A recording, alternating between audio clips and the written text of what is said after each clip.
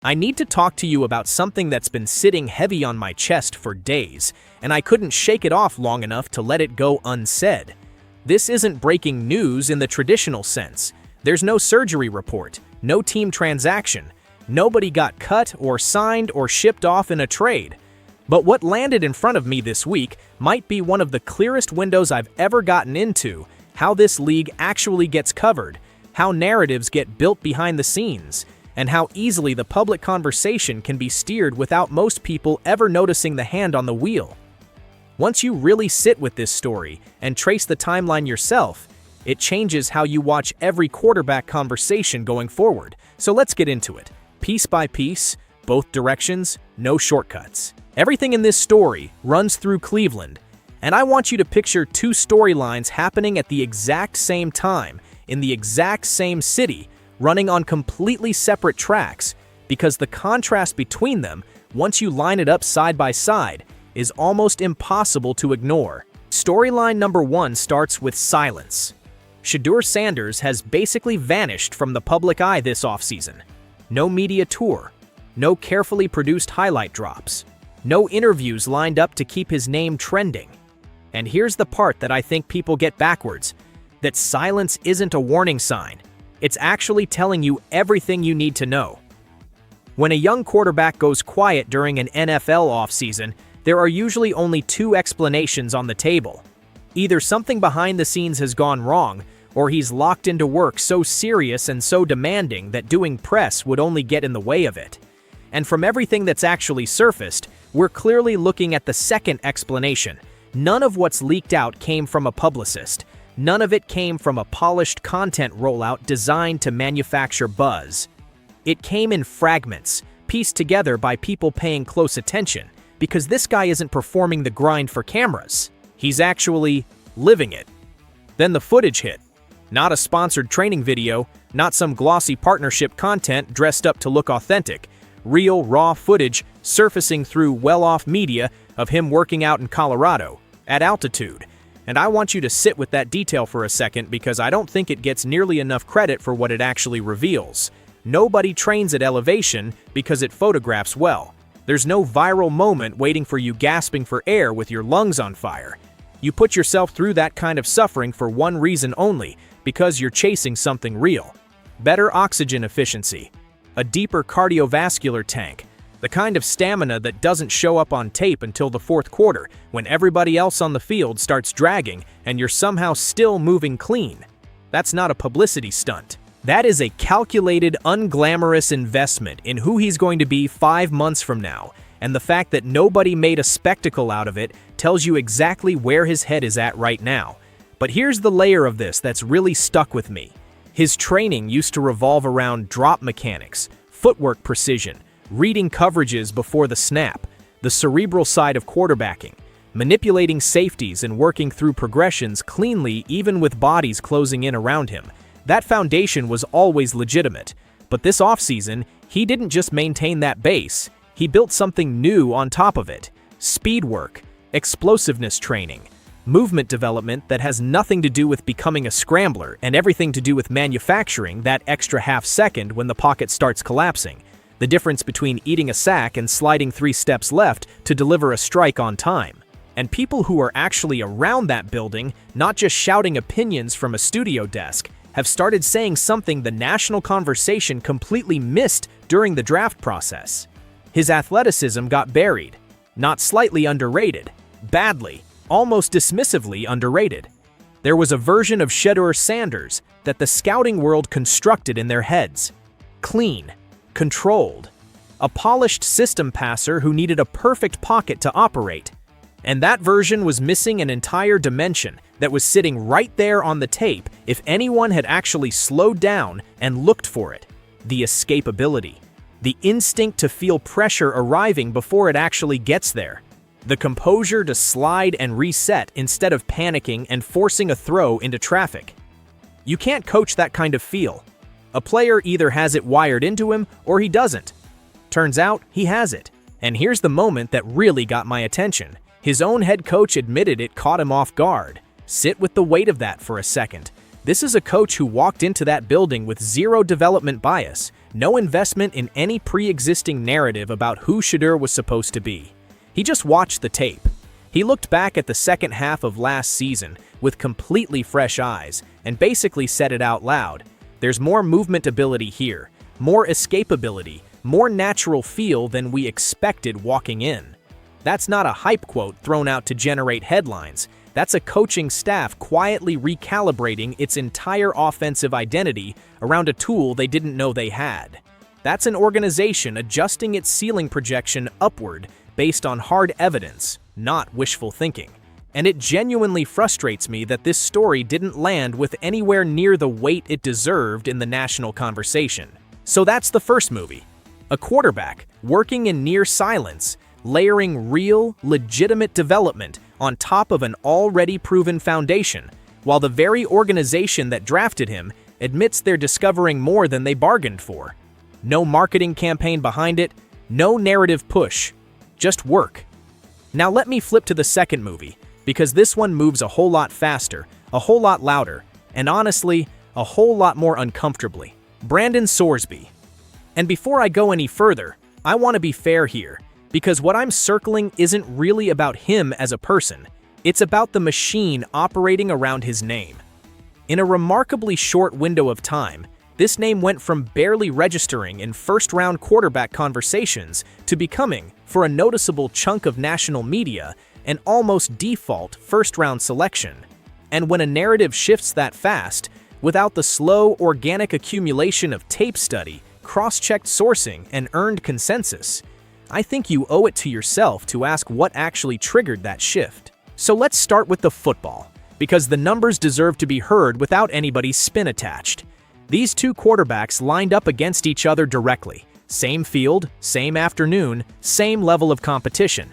The final score wasn't close, somewhere around 34-20. Shedeur threw for well over 300 yards with multiple touchdown passes. Sorsby finished with around 180 yards and a couple of scores, nowhere near the same level of production.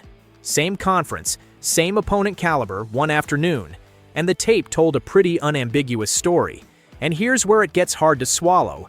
One of those two quarterbacks spent nearly a full year getting torn apart by the national media and ultimately fell all the way to the 5th round. The other, within what felt like a matter of weeks, suddenly became a first-round talking point.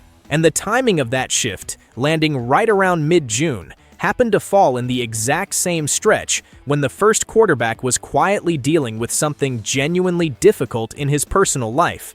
I'm not going to throw the word convenient around carelessly because I think precision matters here. I'm not claiming there's some secret room full of people pulling strings behind a curtain. What I am saying is that this player deserves first-round consideration is supposed to be a conclusion built slowly, over months. Film study, cross-referenced sourcing, honest comparative evaluation against the rest of the class. It is not supposed to materialize overnight, conveniently anchored to a specific news cycle, positioned almost directly against another player's name. That's not scouting. That's narrative engineering. And once you start seeing the difference between those two processes, it becomes very difficult to unsee it. Now here's where I have to get fully honest with you, because this next part is the core of everything. During Shedeur Sanders' entire pre-draft run, months of relentless wall-to-wall national coverage, the conversation almost never centered on actual football. Arm talent, anticipation throws, manipulation of safeties, pocket footwork under duress. Those things came up occasionally, but they were never the headline. The dominant storyline was about his personality, about living in his father's shadow, about his tone in interviews, his supposed arrogance, his alleged attitude problems. Entire media cycles got built around character questions that, the moment you actually pressed on them, had no real foundation underneath. A gambling issue that belonged to a completely different person somehow got woven into his story anyway. His personal relationships became tabloid fodder.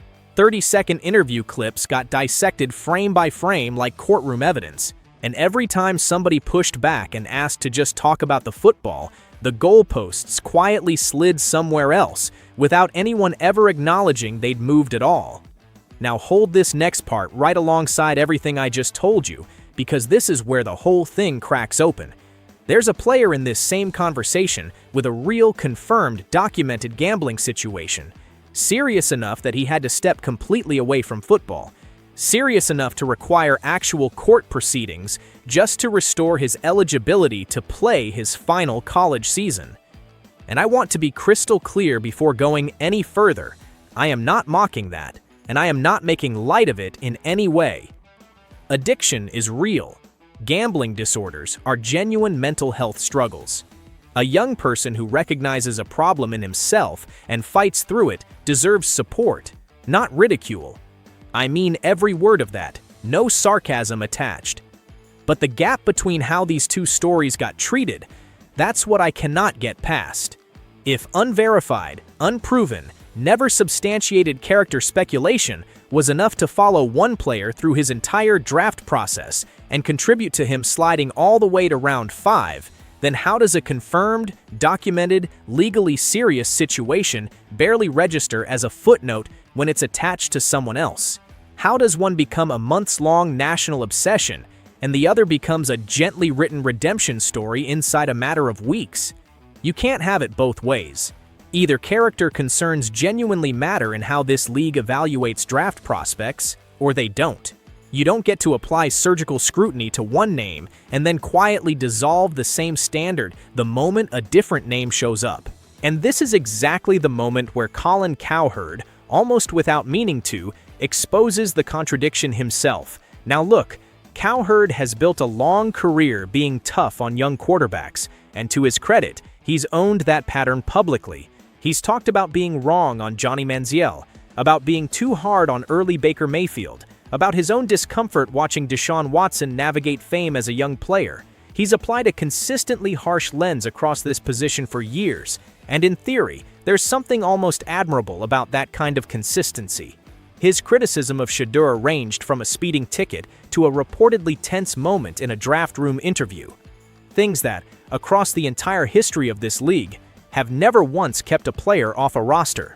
But then Cowherd does something genuinely sharp.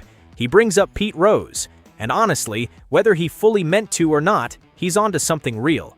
Pete Rose was a grown man in a position of enormous institutional power who broke federal law by betting on his own team while managing it, while maintaining relationships with bookmakers operating outside the law. For decades afterward, a massive portion of the fan base campaigned relentlessly for his Hall of Fame induction, and his gambling got treated as a complicated chapter in a legendary career, not a disqualifying verdict. Cowherd's underlying argument was that a college kid making a mistake shouldn't be judged more harshly than a grown adult in a position of authority who broke actual federal law. Standing on its own, that's a completely fair point. The problem only shows up when you watch how selectively that logic gets applied. If the framework is supposed to be young people make mistakes, and mistakes deserve room to grow, and growth deserves compassion, then that framework has to apply evenly across the board, or it isn't really a framework at all. It's just a tool people reach for when it's convenient, and quietly set down the moment it isn't. You cannot extend warmth and patience to one young man's documented, serious personal crisis while spending months treating another young man's speeding ticket like evidence of some deep character flaw running underneath the surface. Those two reactions cannot coexist, honestly. One of them has to be dishonest. Either the standard applies to everybody, or it applies to nobody. That's not some radical philosophical demand. That's the most basic form of consistency a person could possibly ask for. And here's the question I keep circling back to, because I think it's the most revealing part of this entire situation. Flip the circumstances completely. Imagine it was Shedeur Sanders who had to step away from his program, who needed court intervention just to be eligible to play his final season, with a documented gambling issue serious enough to require professional intervention attached to his name instead. Do you honestly believe the coverage would sound anything like what we've actually been watching? Would there be warm, nuanced think pieces about his private struggle? Would national analysts describe it on air as something he's quietly working through? You already know the answer before I even finish asking the question. It wouldn't have been framed as a young man's private battle deserving compassion. It would have been framed as confirmation, the proof everybody was already waiting to point to. Every anonymous source, every vague front office whisper, every unnamed concerns about his makeup quote that never had a real name attached to it would have suddenly felt retroactively validated. That's not me being cynical for the sake of it. That's me describing exactly how that coverage actually behaved for months and simply extending it one logical step forward. And here's the sharpest point I want to leave you with, because I think it cuts right through everything else. Throughout Shedeur's entire pre-draft process, the cameras never left him alone. His words, his expressions, his body language, his family, his father's legacy, his social media, his interviews, all of it sat under relentless, months-long scrutiny. And across every single bit of that coverage, nobody, not one outlet, not one insider, ever produced a single piece of concrete, verifiable evidence of actual wrongdoing. It was speculation wearing the costume of analysis. Every storyline built on implication and unnamed sourcing, never on documented fact. Now set that next to a situation involving something that actually happened, something confirmed, something serious enough to require stepping away from competition entirely and seeking real professional help. And somehow, the coverage surrounding that situation has been gentler, more patient, more humanizing than anything ever extended to a player against whom nothing was ever actually proven. That asymmetry is the part that should sit uncomfortably with you. And I'm not saying that to score points or tear anybody down. I'm saying it because if that gap doesn't bother you even a little, I genuinely ask you to look at it one more time, slower this time. So where does all of this actually leave us heading into the season? On one side, you've got a quarterback doing the quiet, unglamorous work of stacking real new tools onto an already proven foundation, training at altitude, building explosiveness, earning praise from his own coaching staff for dimensions of his game that caught them off guard once they actually watched the tape closely. That player is trending upward without asking anybody for attention. On the other side, there's a media conversation that still hasn't honestly reckoned with the inconsistency baked into how it hands out grace and the benefit of the doubt, depending entirely on whose name happens to be attached to the story. And until that inconsistency gets addressed head-on, every "he deserves a fresh start" narrative is going to ring a little hollow for anyone who remembers how unforgiving that exact same conversation was, just months earlier, aimed at someone who never came close to doing anything that warranted that level of scrutiny. Because at the end of the day, this was never really a spreadsheet debate about who grades out higher on paper.